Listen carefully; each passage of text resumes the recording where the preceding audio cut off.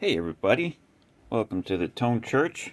Up on the bench we have our Superior Instruments Company model TV-11 tube tester. Again, I wasn't going to make a part 2 of this video, but right after I got done filming part 1, the first tube I put on there, I was testing it in a voluminous cloud of gray smoke. Oh, puff the magic dragon. Emanated from underneath the chassis, and that wasn't good, especially since, I figured that was bad, but, the smoke kept getting worse and worse, so I'm like, oh shit, did something catch on fire in there, or maybe a coal fell down into the wooden closure and start something on fire. So I was frantically looking around the bench to get a screwdriver to take the chassis off so I could put the fire out, but like, oh shit, that's a Phillips head, and then like, this one, oh no, that one doesn't fit.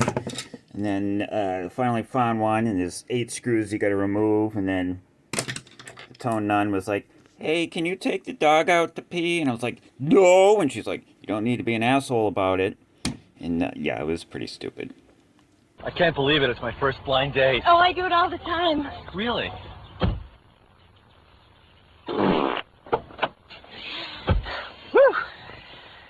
You guys meet? Greg, Janice? We sure did. That was stupid. But anyway, in hindsight, trying to use 70-year-old carbon comp barbell resistors was probably a bad idea. We probably should have changed those when we changed the capacitors and cleaned it all up. So that's what we're going to do today. And if we have a look at the schematic, there's only a handful, there's like 5 or 6. So I ordered some of those up. We'll pop open the hood, we'll take out the old resistors, and put in some nice new ones so we can have a very reliable piece of test equipment. So if that all sounds interesting to you, I'm not sure why it would, but if it does, hang tight, here we go. Alright, this is what she looks like under the hood. And the last work we did, we replaced that capacitor and that capacitor. And she was working very nicely. Until this happened. Get some light on the scene here. Can you see that? We can do better than that. There we go. Ooh, not good. She bust her guts. Oh my god, my insides are on fire! So we're going to replace all these. As you can tell, these resistors are absolutely ancient. They don't make them like that anymore. And I believe we have 5. So we got 1. I'm going to count these 2 as 2. 3. You see that? 3. That little blue guy there with the silver ends. Silver and gray. 4. 5. If we look at our schematic, we have 1, 2, 3, 4, 5. Alright. So I ordered some new resistors from Amplified Parts / Antique Electronics. Let's get those suckers out. And we'll warm up the soldering iron and do a little bit of work. So when I was shopping, I was not able to find a 40K resistor, but we did get 38K, which should be close enough, because usually the tolerances on these back then was like 10%, so 36 to 44K would probably work. And then the other one I could not find was this guy here, the 27K. So what we're going to do is we're going to put these 2 guys in parallel, a 47 and a 68K. And according to our calculator, 47 plus 68K equals 27.7913 K ohms. So that's what we're going to do. Alright, let's do it. Alright, now we need to tear these off, and we need to match these up to the ones on the schematic. So the 330 ohm, that's pretty easy to spot. Orange, 3.3. That's this guy here. The 2 big blue ones next to it. It's going to be the 15K. Alright, blue, gray, orange. That's this guy down here. Shine a little light on him. How's that look? Blue, gray, orange. That's our 40K. 2 meg. It's brown, yellow, green. That's the 2 meg guy right there. And by process of elimination, The red one on the edge, the 27K, is this guy over here. Can you see that? The light is terrible today. I don't know what's going on. So I think I'll start by removing these three, remembering where all the connections go, and then we'll start there. Now the schematic doesn't tell us how many watts capable these resistors are supposed to be, and I'm just guessing here. I don't have a lot of experience with these old barbell resistors, but this guy here, the 330, is probably a 3 watt. This guy here, if I had to guess, is probably a half watt. These guys maybe a 1 watt, maybe a 2 watt, and then the other two resistors probably half watt, maybe 1 watt. So if you get 3 watt resistors throughout, you'll be fine, I'm sure. It's basically what I did, except when I couldn't find them, the values in that wattage. I got 38K is these are 1 watts, so that's for this guy here. So should be fine. All right, let's get these guys out of here. All right, hopefully you can see all that. I'm going to start with the 40K and the 330 resistor here.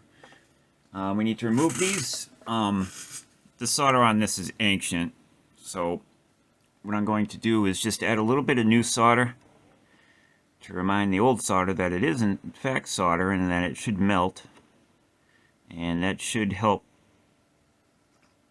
us remove it with the solder sucker and the wick. Just add a little bit, and that'll spread the heat around, and then the whole blob will start to melt. And a little bit right here. There we go. I'll start with the pump, solder sucker.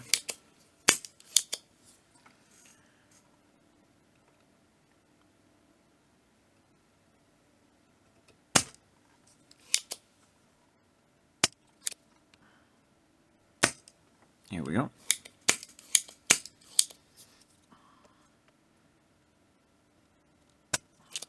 Oh, that was a good one. With that one.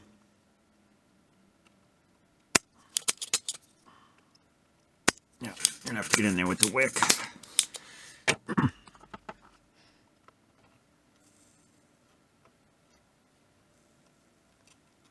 Oh yeah.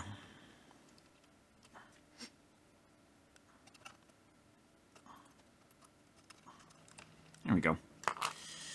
All right, see if we can't get in here with a pick and just kind of unwrap the leads. If I can figure out who belongs to what here. Here we go. Okay. Sure, this is riveting entertainment. We are gonna, in principle, make the most boring video because we're gonna talk about watching paint dry. Jesus. Well, this ain't mil spec. There we go.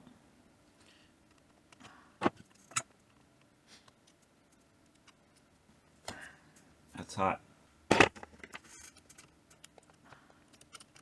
There we go. Oop. Throwing tools around. Get out. Get out. Oh, son of a bitch. There we go. All right. Clean this up a bit.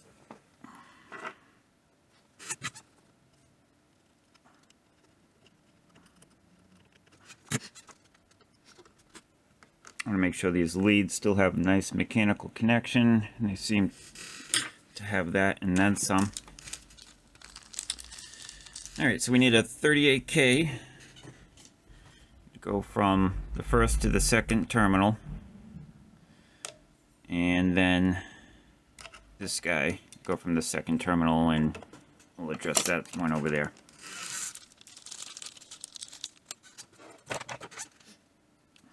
Using my long nose pliers here, a little radius on the leads. Hopefully you can see that.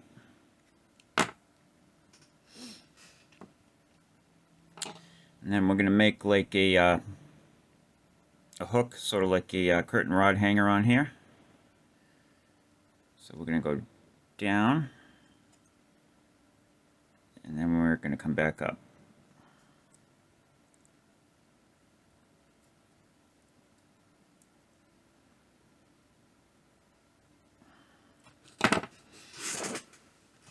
Straighten this out.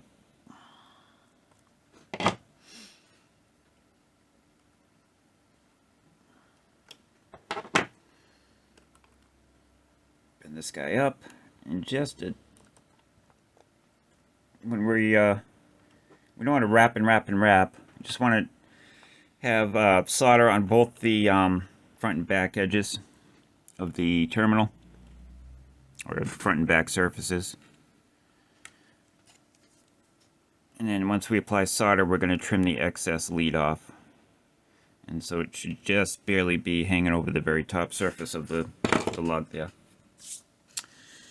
Alright. Got a big 330 ohm resistor.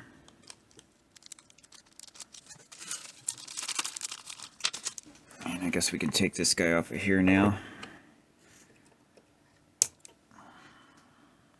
The one that exploded. Okay, I think it's all gone. I think it's all bulged and cracked. Does the skin look red and swollen? That's what she said.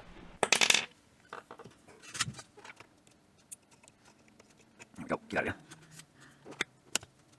Camera's in the way. There we go. Now we're going to want to clean this up if we ever hope to want solder to stick to this again, because there is a bunch of yuck on there. There we go.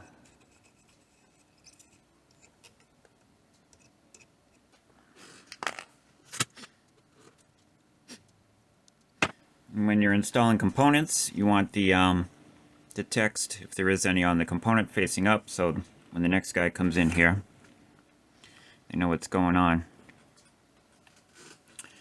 So how are we going to do this?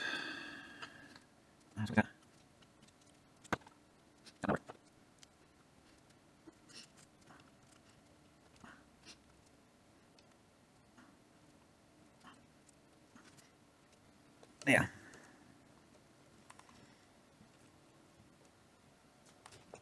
Perfect. All right, now we just need to add solder. Okay. Just going to add some flux just for good measure on these connections. Can't hurt. Where the hell did my solder go? It's a mystery.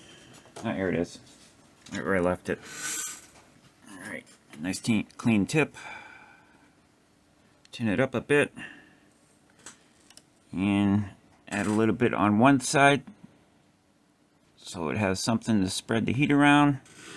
And when it melts on the other side, you know you have good heat transfer.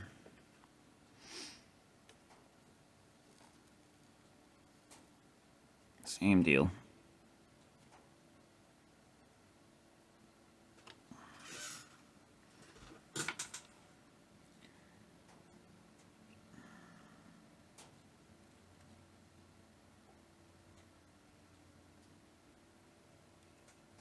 There we go. Beautiful. That's all there is to it.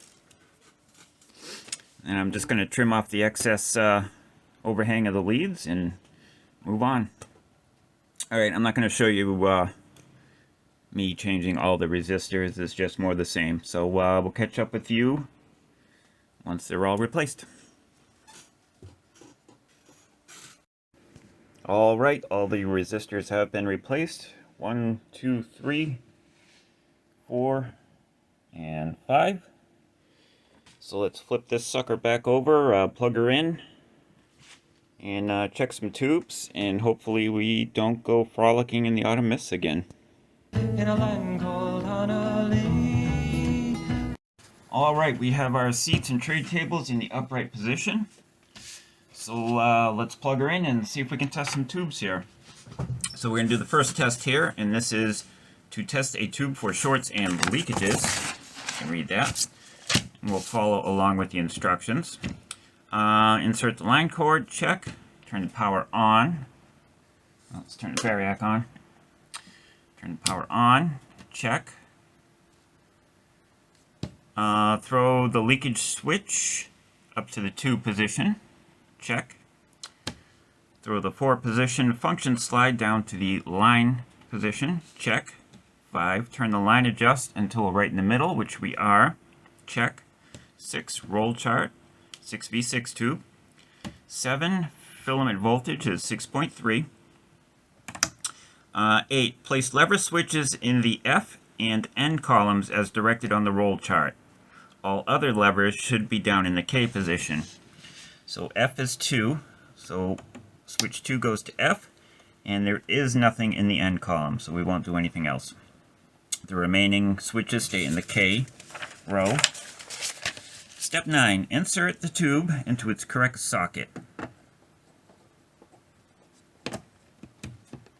Check. Step 10, redo the line adjust. We look good there. Step 11, rotate the load control clockwise as far as it can go, past 10. Check. Step 12, move the 4 position function slide switch to the short position. So we got to go up 1. Needle's gone all the way down. And then step 13, one at a time, move each lever, except those previously placed in the F or N positions, up to the P position, which is up 1 click. Tap the tube and observe the neon indicator lamp. A glow when any of the letters are moved to the P position indicates a short. Each lever switch must be returned to the K position before proceeding with the next element test. A slight glow may be disregarded when testing audio tubes such as 6L6, 43, 50L6, etc. These tubes have high inherent leakage, blah blah blah. A steady glow on any element listed in the filament continuity column of the roll chart does not indicate a shorted tube. It does indicate filament continuity. So 2 and 7. So we can expect this to glow when we move switch 7 to the P position here. Alright, I'll shut this off so you can see this. Alright, here we go. And as before, it blinks as you're moving the switch, but when it lands in P, it goes off. So far, so good. Now we're expecting this to stay lit for filament continuity, and it does. There you go. We have a tube with no shorts or leakages. We're not going to test for noise, but there is a test for noise where you plug in some headphones into here, this jack here, and you tap the tube. But yeah, I'm really not excited about putting high voltage around my brain, so we're going to skip that. Alright, let's test the tube after first checking for shorts and leakages. Alright, place the power switch in the on position. Throw the 4 position switch down to line. Line adjust, check. Roll chart, check. Filament, check. Alright. Place the lever switches in the F and A columns in their respective positions. Place the lever switch appearing in the P column in the P position. So P is 5. That's you. If the letter S appears after the P setting, see item 11. It does not, so we're not going to see item 11. Insert the tube, line adjust, rotate the load, and for a 6v6, the load it's telling us is to put it at 3, which we have done. Move the 4 position function switch up to the regular position, which is all the way up. And what do you know? We have a good JJ 6v6. It's reading about 70. Alright, well there you have it. She works. We got her up and running again. We did not blow her up. Which is a good thing, because as you can see here, I have a few tubes I need to test. Alright, I hope you enjoyed the video. I hope you learned something. Hopefully anyone that, look at this, we got a loctile. Nice. That's not phallic looking at all. Hopefully if anyone's got one of these things and it needs some service, hopefully this video was helpful. Or if somebody is on the eBay looking for a tube tester and, you know, they want to save a few bucks and service and refurbish it themselves, hopefully this was helpful. So there you go. Thanks for watching. We'll see you real soon with some cool stuff, and rock on. Done.